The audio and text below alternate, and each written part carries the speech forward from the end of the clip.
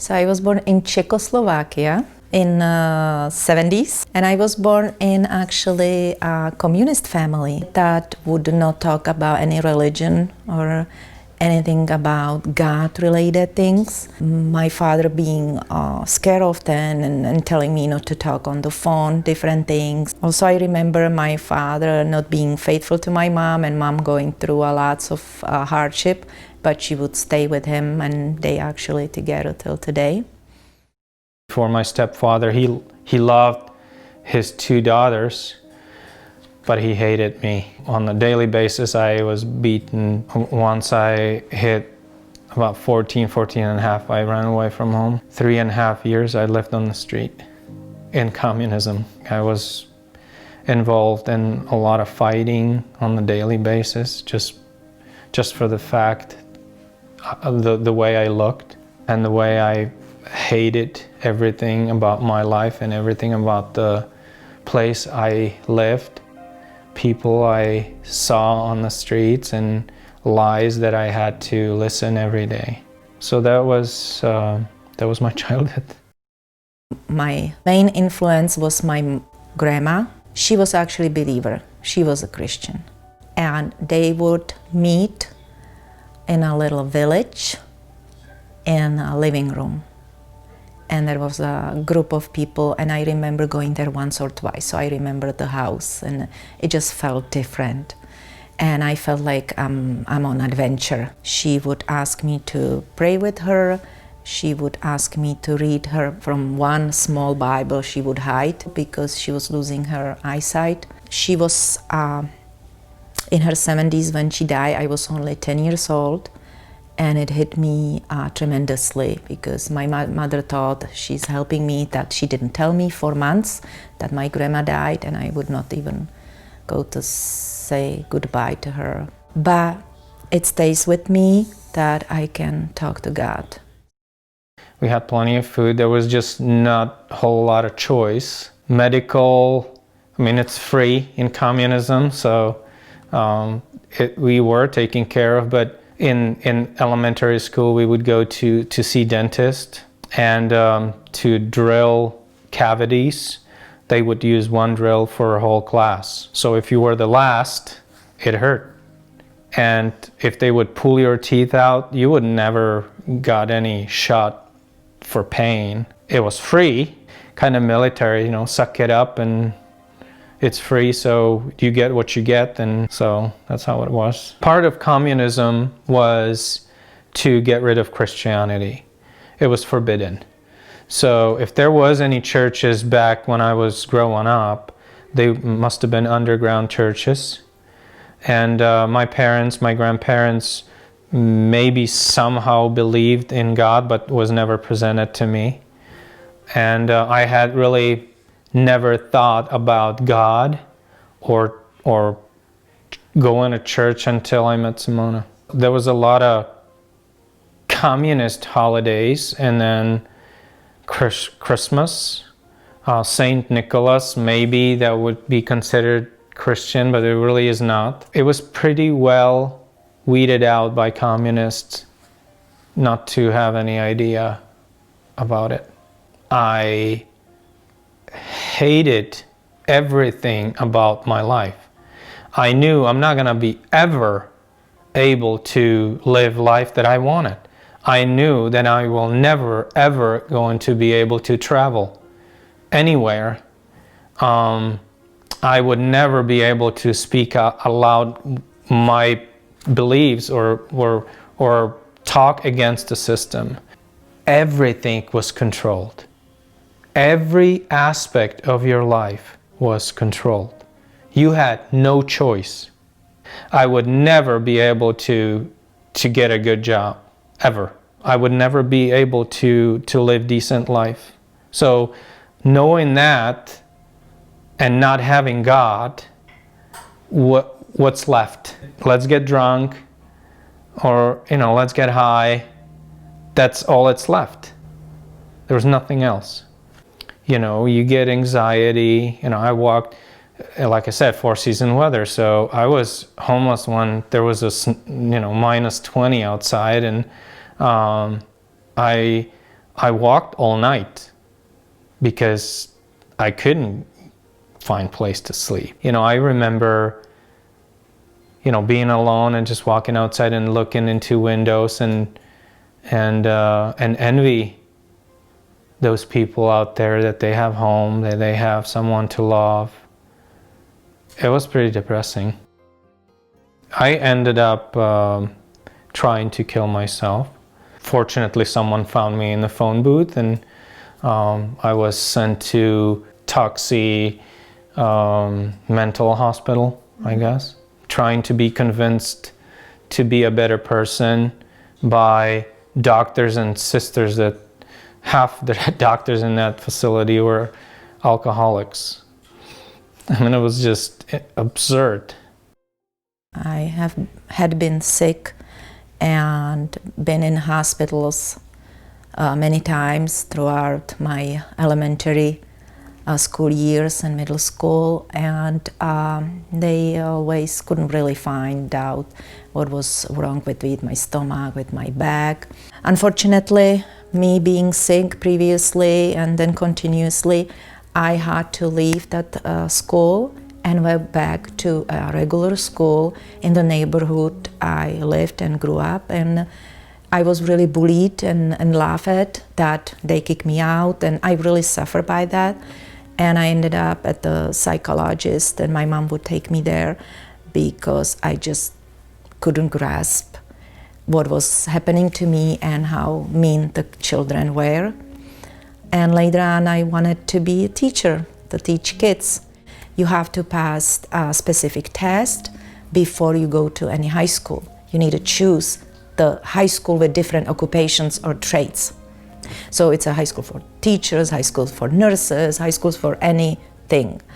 And I didn't get in this school. And my father came home one day and told me that he got me in a beauty school, which was totally different area of my life and views and everything. So I went to that school the next September, and they cut our long hair short so we could try on each other. They wouldn't even ask us. And it was a totally different environment. The girls were different, and they would smoke and drink, and they were older, and I was still kind of a good girl with long skirt and looking around and didn't know what really was happening. And it took just a few months for me to start smoking and going out and drinking, and because I was not happy with my life, like, okay, this is it, and I'll be a beautician when I wanted to really teach kids and do something with my life, and ended up somewhere totally different. I felt like that was it. I would look forward the whole week just to Friday, Saturday, and Sunday to be out, to be drinking and to be partying and being with boys and girls and just having fun. That was pretty much my life, with not seeing any hope and any future as to plan anything. And so I was thinking more about these things and getting more and more depressed. And one day I met punk rockers, and I really felt like, okay, that will give me freedom. I'll just cut my long hair and I will show everybody that I don't care and I'm not gonna do what they're telling me to do. And I did cut my hair, and it was really shocking for my parents. My father was even more mad about it. He didn't allow me to walk with him on the streets, and my mom, so I would walk a few steps or meters behind them or in front of them. They didn't really want people to see that I belong to their family. And I thought, that's it. I don't want to live. I don't want to have another boyfriend or another guy, another relationship, and I will just live free, and I wouldn't care about anything. And one day my friend invited me to celebrate his birthday in a bar in a small village where my grandparents had a house. my first thought when I left was I'm gonna go see my brother, and he took me. We went to it's a local bar where we were just sitting, and then this young lady walked in, pretty loud. And I went at bar, and I saw another punk rocker. That was Martin. And that was Simona. You know, we just kind of look at each other for a few times, and then... And I saw his bald head, and I wanted to touch it because I wanted to feel it, a little scratching, if you touch bald people. She walked by, she came and walked by and just and touched my hair. And because he was only punk rocker, I was only punk rocker there. And in that country, and especially at that time, there were no many punk rockers. So when we saw each other somewhere, we would ask, where are you from, which gang you belong to or group you belong to, and how are you doing, and more like that. Yeah, that's where we met. And we found each other, and we just had a really good time. We talked, and it was just so much fun to get to know each other. And I felt like this guy is really fun, and he's smart. That was a little different, and I don't want to say that all punk rockers are not smart, but he was really different. Let's see each other tomorrow. And then actually we dated just 9 months and got married when we were 18.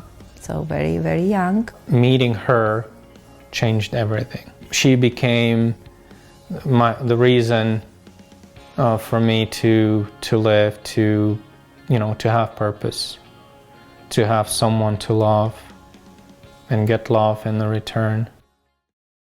The life wasn't really easy because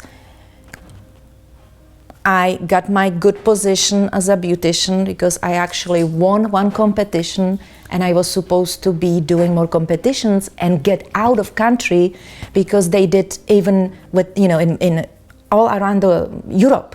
So I would go get to do even competition even in France. So I was really looking forward to it. Yet my back just gave up on me, and I couldn't even pick up my scissors. And my model was ready and everything was ready, so I'm like, okay, what's going on? So no dancing, no teaching, no beautician, like really I cannot do nothing, and really not to have any good thing in my life. I couldn't get pregnant, and our marriage wasn't really good because I was just miserable being home. Doctors would just give me Rohypnol and all these things like just to be sleepy, and I on top of it I was drinking, and I was thinking about just killing myself. Just when I look at the mirror and I saw my face, I hate myself. I hated myself so much for all I've done and went through, and like, Simona, I don't have any future, and just pain and nothing. And I was thinking about how many pills I should take, and I was preparing the whole thing. And during that time, it was time when actually the revolution started. The students, it was actually November 17, which is close, yesterday, it was yesterday, anyway.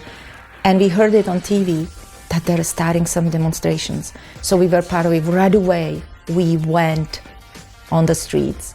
And right away, we were there and put flyers overnight, and we put flag out.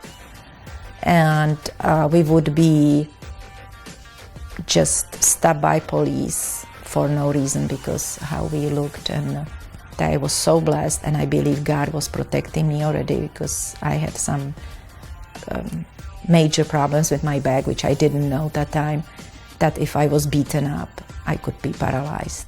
And my father would be like, what you doing? Close your windows and don't do it. He would be hiding. And we were on the other side, the opposite side, against him actually.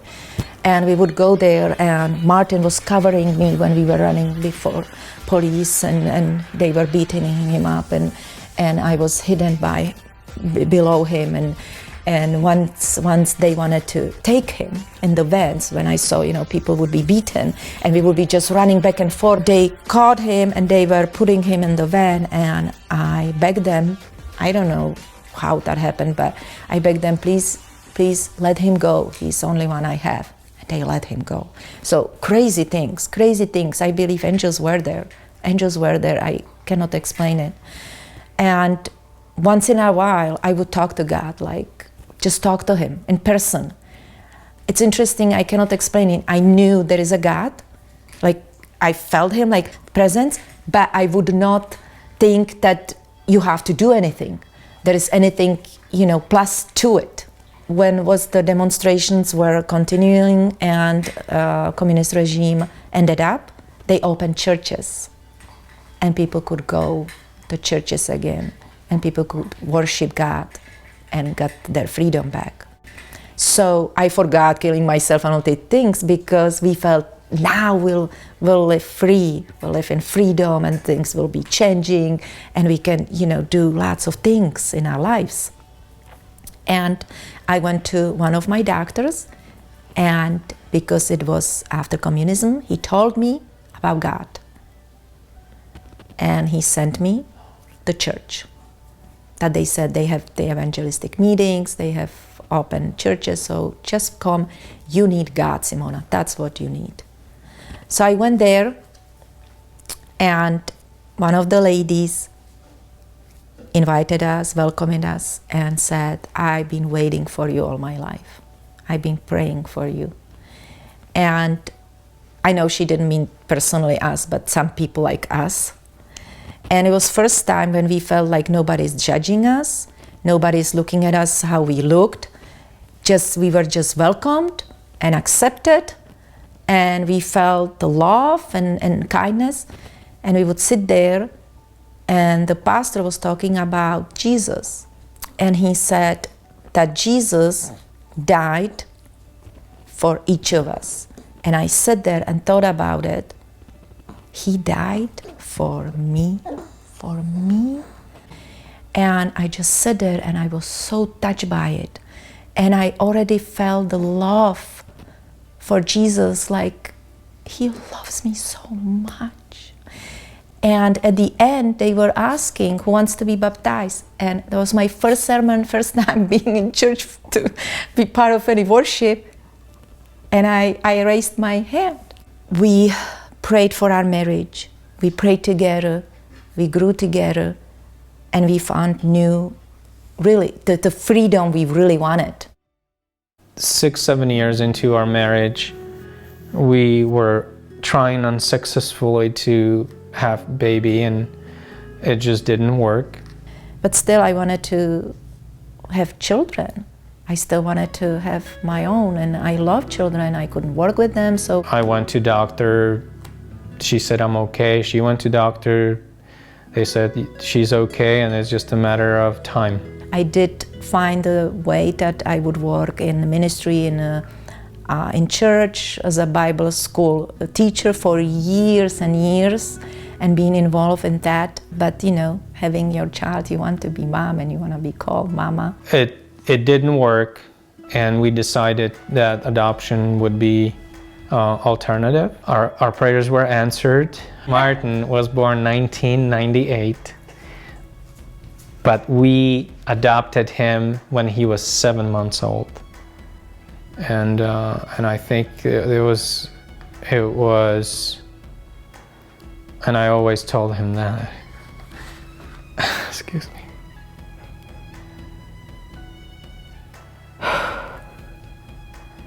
That was the best thing in my life. If I'd done everything wrong, that was the best thing I've ever done.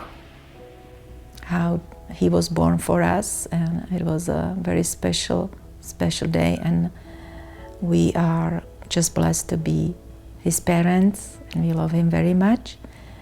And then into my shock, and I went to doctor, and before they sent me to X-ray, they told me, you might be pregnant. I'm like, no, I'm not pregnant. I couldn't get pregnant for years. It was really 10 years. And she goes, I'm pregnant. And that was pretty crazy. When I heard the baby's heartbeat,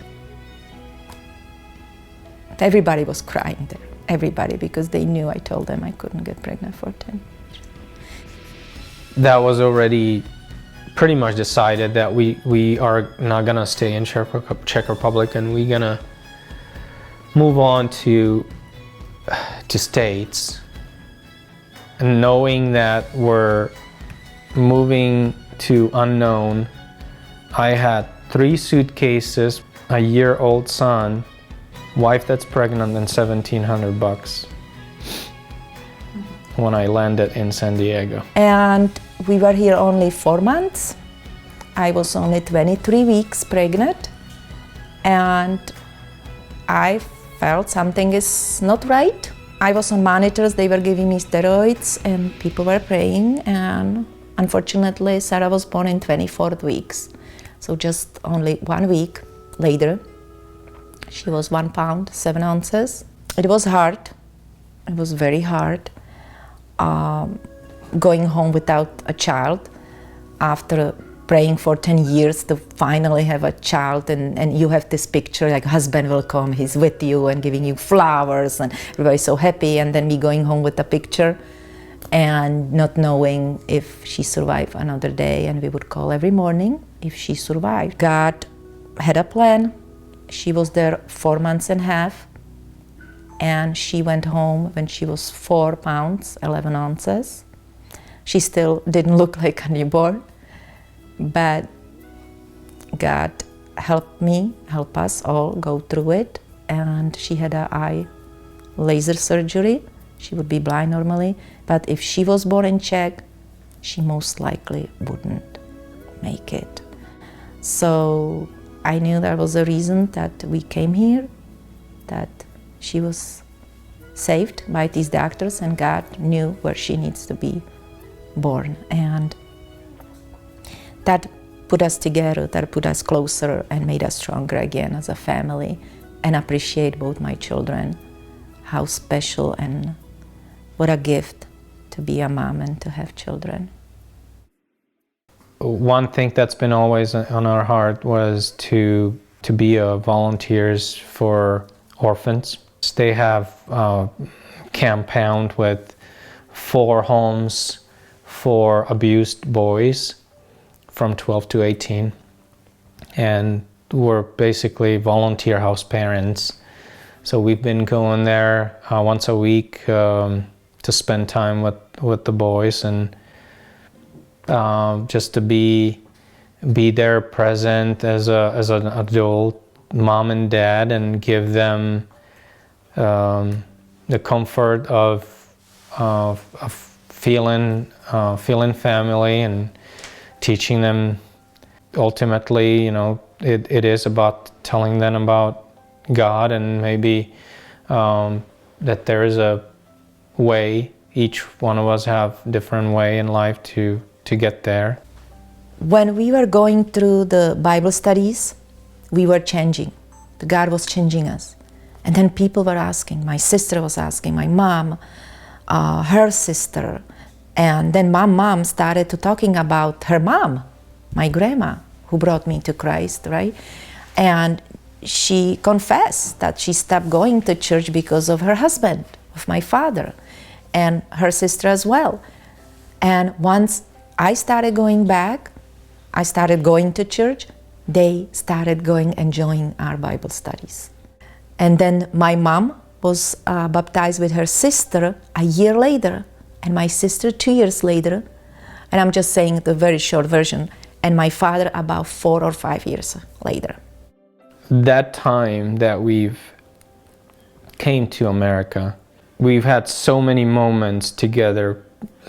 We prayed and miracles happened. We went through unbelievable stories that if you saw it in the movie, you would think that is not gonna happen. There's no way that's gonna happen. But we lived it. We all go through hardships and good times. God is with us through it.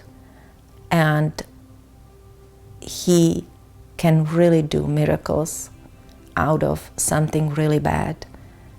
and He can change our lives, and He can bless us through hardships. He has His own timing, and He has a plan with everybody.